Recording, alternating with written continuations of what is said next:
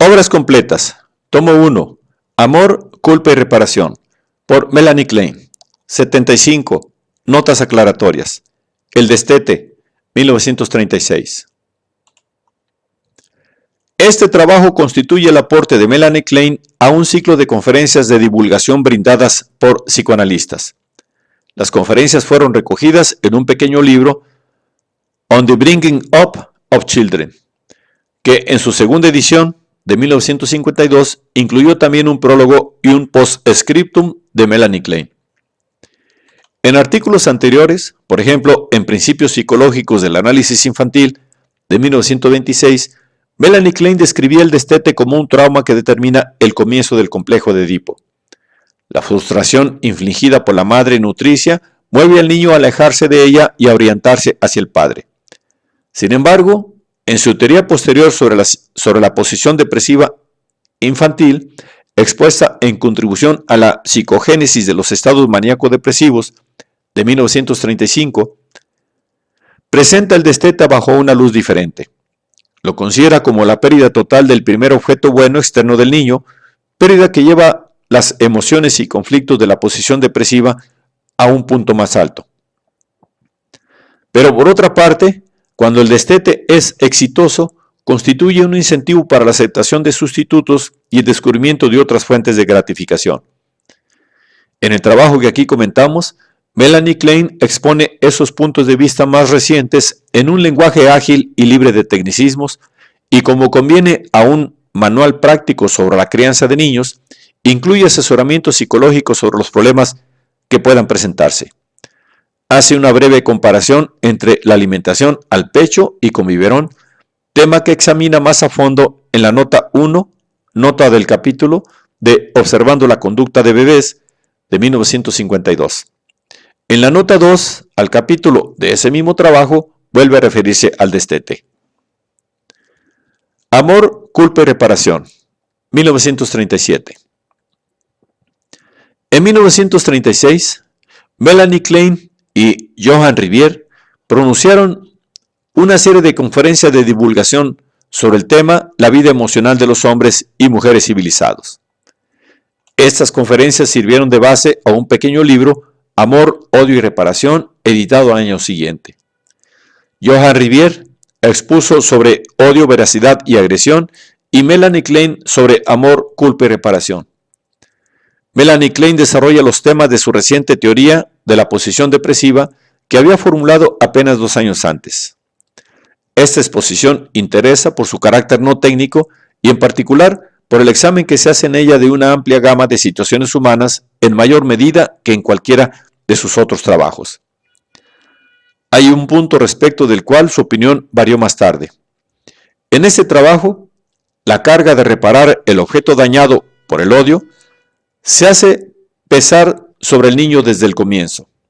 Sin embargo, según su teoría posterior de la posición esquizoparanoide, en los primeros meses de la vida predomina la división y la necesidad de reparar solo surge más tarde en los estadios más integrados de la posición depresiva. El duelo y su relación con los estados maníaco-depresivos, 1940. Al igual que Contribución a la psicogénesis de los estados maníaco-depresivos, de 1935, cuya línea de pensamiento continúa, es este un trabajo de primer nivel. Incluyo al duelo entre los fenómenos de la posición depresiva. Esto permite a Melanie Klein aclarar la naturaleza del duelo, así como vincularlo con su teoría de los estados maníaco-depresivos. Su hipótesis principal es que la pérdida de una persona amada reactiva la posición depresiva infantil y que la capacidad en la vida posterior para hacer el duelo y para recobrarse del duelo depende de la resolución de la posición depresiva en la niñez. Melanie Klein pone al descubierto varios procesos de los que se ignoraba hasta entonces que formaran parte del duelo. El más importante es el sentimiento inconsciente de haber perdido también el objeto bueno interno que experimenta quien ha perdido un objeto bueno externo. Esto significa que los sufrimientos del doliente y la tarea que debe enfrentar son mayores de lo que se creía. Lo aflige el dolor por la pérdida interna, no solo por la pérdida externa, y queda expuesto a la persecución de los objetos malos, es decir, resurgen las ansiedades persecutorias y depresivas tempranas de la posición depresiva. Melanie Klein señala también la importancia de la reparación en la superación de los estados de duelo. En todo el artículo relaciona su concepción con la de Freud. Sin embargo, no concuerda con él en cuanto al vínculo entre el duelo y los estados maníaco-depresivos. Para Melanie Klein, el duelo adulto normal incluye estados maníacos y depresivos, los que, como lo demostró en 1935, se encuentran normalmente en la posición depresiva. También se ocupa de las defensas maníacas, sobre todo en el ámbito del triunfo maníaco, y muestra cómo la movilización excesiva de dichas defensas interfiere con el fin de restablecimiento interno del objeto bueno.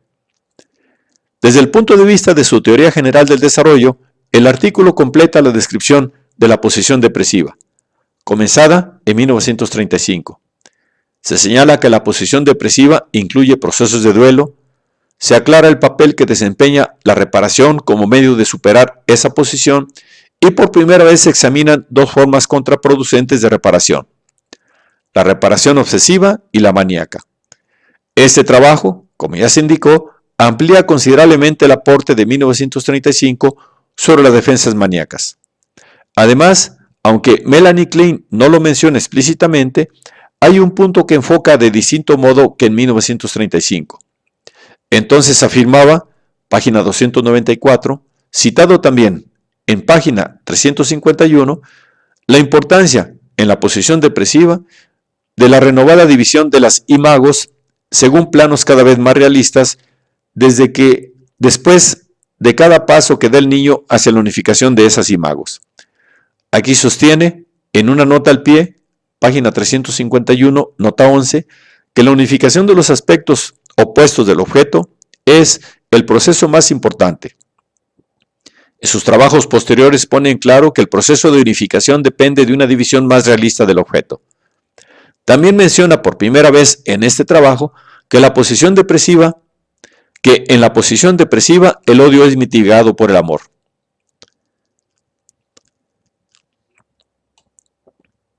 El complejo de Edipo a la luz de las ansiedades tempranas, 1945. ¿Es esta la última exposición importante de Melanie Klein sobre el complejo de Edipo? Antes había publicado sobre el tema, citamos solo los trabajos principales: Estadios tempranos del conflicto edípico, de 1928, y El psicoanálisis de niños, 1932. Desde entonces modificó sus concepciones en dos aspectos muy significativos: general el uno y más específico el otro. El general es su aceptación de la internación del amor y el odio como base del funcionamiento mental. En realidad ya había aceptado tal principio cuando escribió El psicoanálisis de niños, pero apenas comenzaba a aplicarlo y no se reflejaba en la parte que trataba del complejo de Edipo.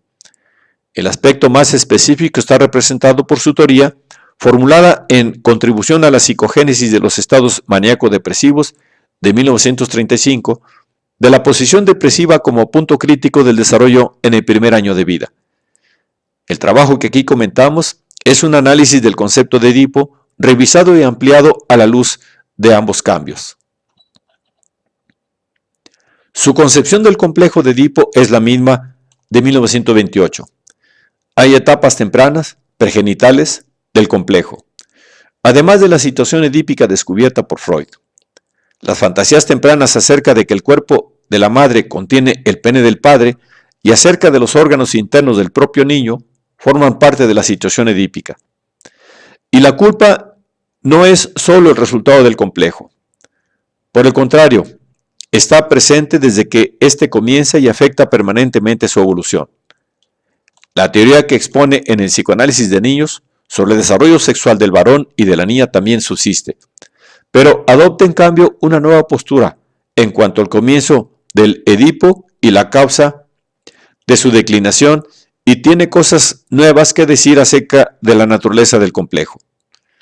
Su suposición de esta época de que el sadismo no va en aumento sino que disminuye a lo largo de los primeros 6 meses de vida, juntamente con su punto de vista de que las relaciones objetales están presentes desde el nacimiento, significa que su acerto de 1932 de que el complejo de Edipo comienza en la fase narcisista o el de que comienza cuando el sadismo está en su apogeo son incorrectos y quedan desestimados.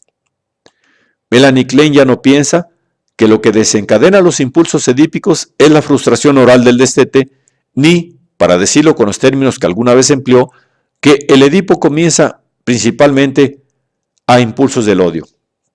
Por el contrario, ahora sostiene que el comienzo del complejo es coincidente con el de la posición depresiva cuando la ansiedad persecutoria disminuye y los sentimientos de amor surgen vigorosamente, y si bien las privaciones que sufre el niño pueden ser en parte la causa de que se aleje del pecho, esto es secundario en relación con el amor que lo impulsa hacia adelante y con la búsqueda inherente de nuevos objetos por la libido.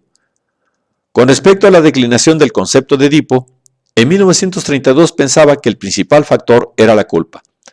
Ahora sostiene que las emociones positivas, el amor del niño por sus padres y su deseo de conservarlos también influyen en el debilitamiento del complejo.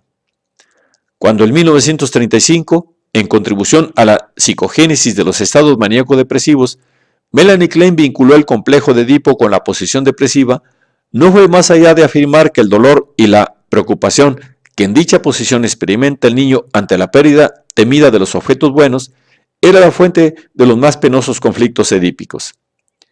En el artículo que aquí comentamos, examina el entrelazamiento de los deseos edípicos con las ansiedades depresivas, mientras el niño lucha por integrar su amor y su odio, y demuestra que los impulsos sexuales adquieren una nueva dimensión como medio de reparar los efectos de la agresión.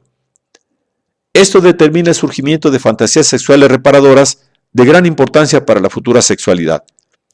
Este cuadro más completo de la situación edípica es ilustrado con material de dos pacientes. Ricardo, el varón cuyo análisis se transcribe en extenso en Relato del psicoanálisis de un niño, de 1961, y Rita, una niña pequeña cuyo material ya había sido utilizado en buena medida en trabajos anteriores.